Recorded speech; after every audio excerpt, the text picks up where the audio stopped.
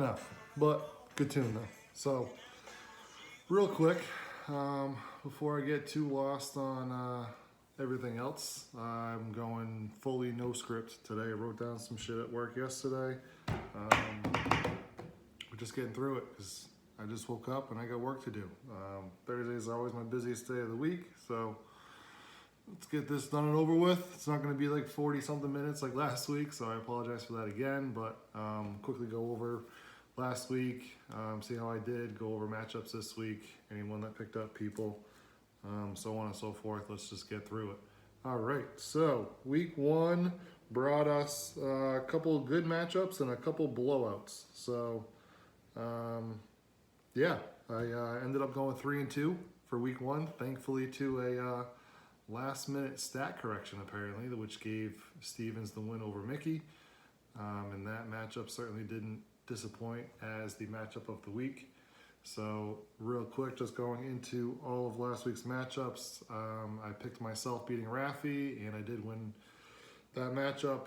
Thanks to Tyreek and Dak Prescott, they pretty much handled, actually they gave me literally half of my points just between those two. Rafi did get good games out of all reliable Travis Kelce, Adam Thielen. David Montgomery did better than I expected him to do, so not a bad outing. I mean, you lose a matchup putting up 125. That's a pretty good week for you. But, you know, on to next week there, Rafi. Sorry. I picked my brother to beat Brian Foley, which did not happen at all. Matt really didn't have anybody do anything. Matt ended up losing by 61.5. Hopefully, for everyone else's sake, that's the biggest blowout of the year. 144.58 to only 83.1 in a full PPR league. Getting anything less than 90 is awful. And again, you know, he just had no production up and down the lineup. I think, what did I write down here? I was like, the only person that did better than his projections were his defense and kicker, and they were still only by like 1 or 2 points each. So I'm not clicking into each matchup. I just wrote down some stuff again yesterday at work, so bear with me here. So I got that one wrong. Other matchup I got right, Joe beating Jess. Another one. I mean, there were 5 teams that put up at least 140 points. So I'd say it wasn't the lowest score. I mean, again, Matt had a bad week, but outside of that, I mean, everybody else had over 100, so it wasn't a complete loss of a week one, considering there were a couple injuries, but mostly on, you know, not star caliber players. Again, yeah, Joe, you won by 32. Again, not going into too much in depth. Tom Brady, Darren Waller, Dalvin Cook, that's really all you needed to beat Jess. She did get a great game out of Joe Mixon. Again, did better than I expected he would do. Chris Godwin, 23.5 points, and then your next best was A.J. Brown, just under 15. So getting that, you know, third player up around 17 to 20 points would be huge for anybody, not just for you, Jess, but you know, across the board, that'd be huge to have. And then the other matchup, Jay and John. Jay, you lost, considering that Amari Cooper gave you 38.9 points. But again, your number 3 scorer was Robbie Anderson with 12.7. So same thing, kind of like Jess, you know, getting that third player to have, you know, 17 to 20 points for you is huge, because John had 32 from Russell Wilson, 23.4 from CeeDee Lamb, and 22.1 from your boy Nick Chubb. So 114.76 to 101.2. John ended up winning by 13. I got that one wrong. I said Jay was going to win by 5. He ended up losing by 13.6. So matchup of the week, I had Mickey winning. Sorry, I had Stevens beating Mickey, considering I gave Mickey the number 1 spot in the power rankings. Again, I'm not going to do power rankings for another like 2 or 3 weeks. I'll let some injuries happen first, and then I'll, you know, kind of reshuffle the deck. Stevens, I mean, well, so let me start with Mickey. Mickey had a nice name change, Stop Cupping My Butker, but that name change couldn't prevent the stat correction that ended up costing you the week. Apparently they gave George Kittle a fumble and then took it away, so 2 points were added to Stevens' point total and ended up getting the win by less than a point. 0.86 points for the victory.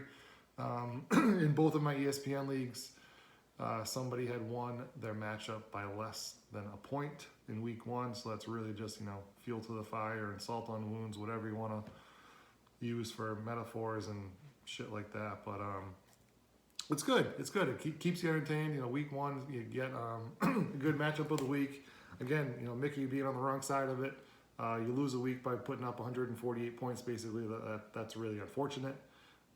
And again, you had second most points in the week, but again, you lose. So not only did you miss out on high score of the week and getting free money there, you also lost a week. So that puts you down in the standings, obviously, but I'm sure you'll make up for it throughout the season. So Mickey got great games. You had DeAndre Hopkins, TJ Hawkinson with his freaking curls, and Cooper Kupp all over 23 points.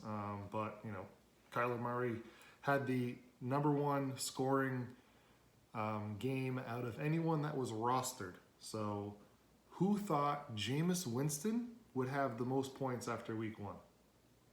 No one. Correct. Exactly. Okay. So Kyler Murray had the most points out of anyone rostered, and then he also had Christian McCaffrey get almost 28 points. So that's huge production out of a 1-2 punch there. So good job there. And again, he won by 0.86 points. So 3-2 to begin the year. We'll see if I can get my winning percentage up to 60% or 65% over the course of the year. I think last year I finished only 3 or 4 games over 500, but I didn't start at the beginning. Probably would have been worse if I started at the beginning. So let's kick in to who picked up who from the waiver wire. All right, so I know there were a few bids put in on Gronkowski. Brian Foley ended up getting him for $11. And if you didn't have a tight end, or say your tight end was out for the rest of the year and you really needed someone to come in, Gronk would have been a great pickup for $11. I don't see him being worth that much through the course of the year. But again, if you needed him and you really wanted him, then guess what? He's all yours. And we'll see how long he stays on your roster, because he is their number 3 or 4 option. So again, he was the number 1 scoring tight end in week 1, but again, I don't see that happening throughout the course of the year. I was able to pick up Brandon Cooks for $3. My brother picked up Naheem Hines for $1. Also Mike Williams for $2. So he spent $3 to boost his bench. If he starts one of them this week, then so be it. John picked up, we'll see how the value is. He picked up Elijah Mitchell, the replacement for Raheem Mostert, San Fran running back. And again, he mentioned that he's got 3 San Fran players or something, 4. I don't know how many he's got. He's got San Fran on his team now. So he picked Elijah Mitchell up for $11. He dropped Darnell Mooney, wide receiver for the Bears. Again, he was probably never going to start Darnell Mooney. He will probably play Elijah Mitchell if he stays healthy and continues to remain in the offense, because Trey Sermon will eventually earn that starting job, since he was their high draft pick and Elijah Mitchell was their 3rd or 5th rounder or something like that this year, in this previous year. Since then, my brother also picked up Jared Cook and dropped Bobby Touchdown Tunyon, so maybe he'll get some more production from his tight end position. And I ended up dropping Sony Michel and picked up Melvin Gordon. So now I have 3 Denver Bronco players. Again, I'm kind of like John Page over here, getting stacked up on one offense, and who thought I would ever want or need 3 Denver players? But so be it. Teddy Bridgewater bringing the team to the playoffs. Who knows? I'm kidding. They will never make the playoffs. Matchups this week. All right, let me just pick a matchup of the week real quick before I get into anything. I don't really like anyone. Sure, let's do it. All right. So first matchup, obviously going to be mine because I'm on top, unless I pick myself for the matchup of the week. Sorry, I'm again, still trying to wake up. I haven't had coffee yet. Forget me. So, box scores. I do like my matchups this week based on who is playing who. outside of Josh Jacobs supposedly being questionable and at Pittsburgh. I might be doing another change to my roster prior to actually tonight's game. We'll see. Stay tuned.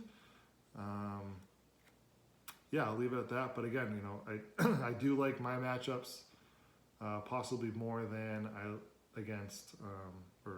Jay's matchup. So he's double dipped here on Green Bay. He's got the two AA Rons. I don't know how that isn't your team name, but you got Dirty Landry as your team name, which I don't, you know, hate either. That's not awful. I'm the Inglorious Staffords because I have obviously Matt Stafford on my team. Inglorious Bastards, Brad Pitt, reference, yada, yada, yada. Okay. Yeah. So I'm just going to go with me. ESPN has a projection being by 5. I'm going to up it and say I win by like 8 or 9. Yeah, let's just write it down. Week 2, yours truly ends up winning by 8 or 9. Yeah, I'm kind of looking at your roster and I'm just not going to say anything. So we'll just leave it at that. Week 2, writing it down in the books. Me by, what did I say, 8 to 9? So I'll say me by 8.5. Sure, lock it up. Story. You know what? Maybe my defense gets a pick 6 off of Matty Ice, and that, you know, cinches the deal. Okay, sure. Done. On to the next one. Mickey and Foley. Miller versus Brian. See what I did there? Flipping first and last names. Because I feel bad I always call Foley instead of Brian. Okay, sure thing. We're on. Mickey going for redemption. Foley trying to stay, you know, top 2 in the league. Mahomes, Derrick Henry, again, just a great 1-2 punch, while Miller's got the I'd say 3-way monster of, you know, Josh Allen, DeAndre Hopkins, Alvin Kamara. Let's see, matchups here. Who's available on benches?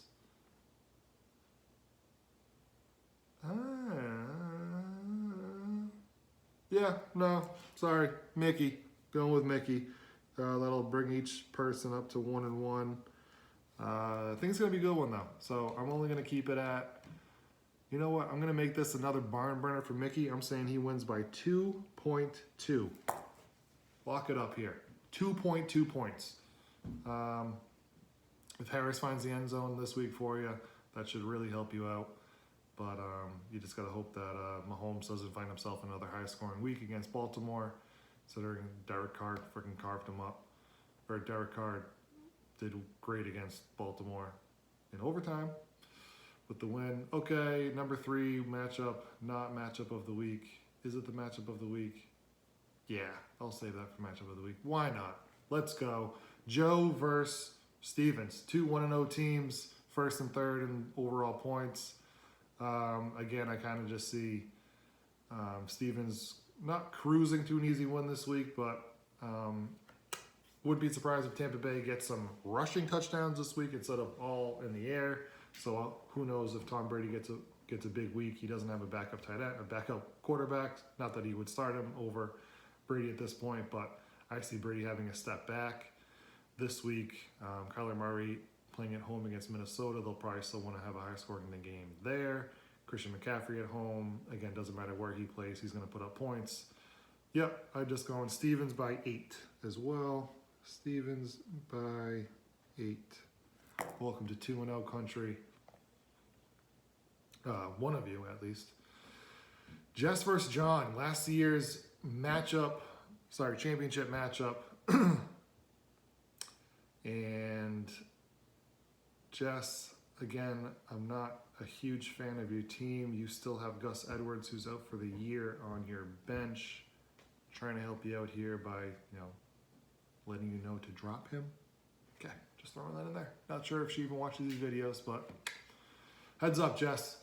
And again, I got, you know, John with Eckler and Chubb. I think they both have, you know, big games this week playing against Dallas and Houston. So I'm going John here by 15. Yep, John by 15. That will bring him up to 2-0. And Jess will fall to 0-2. Again, this is if my predictions are correct. Matchup of the week. just because I can see either one of these teams that loses finding themselves possibly in a hole too deep, too soon. Rafi's roster is overall better than Matt's, but spoiler alert, matchup of the week, if you guys can't deduce and figure out that Rafi, if it ain't gay if you get paid versus Finkel as Einhorn, Matt Dezek, my bro Han. Winner of this puts himself in better position. Loser of this, obviously, again, finds themselves on the bottom. And yeah, I honestly just think that's going to be my brother, because James Robinson just ain't getting the ball in Jacksonville for some odd reason. And who knows if they're going to continue that. I don't think that's going to be a high-scoring game at all. Playing at home against Denver, Denver's defense will hopefully show out, and limit Jacksonville's offense to begin with. So you got DJ Chark on the bench, and again, that's Jacksonville's offense for you. So Robinson, Chark, again, I don't think either one of them do anything this week. DeAndre Swift, I'm hoping in another league of mine, has a big game, but they still might split time for the beginning of the year with him and Jamal Williams. So I don't see how your overall roster puts up huge numbers. You got huge studs at wide receiver, Devontae Adams and Stephon Diggs. Lamar Jackson hopefully will, figure himself out, run the ball maybe a little bit more. So I just don't see you doing it out. Again, I don't even love Rafi's running backs. I'm not huge on Najee Harris this year just because Pittsburgh's offensive line is not what it used to be. But yeah, I just got Rafi going in this one. Rafi by 4. Let's do it. Rafi by 4 in the matchup of the week. So winners, myself, Mickey, Stevens, John, Rafi. We're done. Week 3, again, I don't want to be a DJ and pick out my own songs. I'm just doing quick little 10-second intervals to start off the video with some songs. Get this all over with and wrapped up. But again, throw shit in the comment section, not in the comment section in this video, but in the comment section, like in the group chat. Let's get some balls rolling here. Let's do it up and go Cleveland and Tampa Bay this week for my Survivor Leagues. All 3 picks were right last week. Let's do it. We're down to 123. Let's see if I can win another $1,400 like last year. Okay, bye.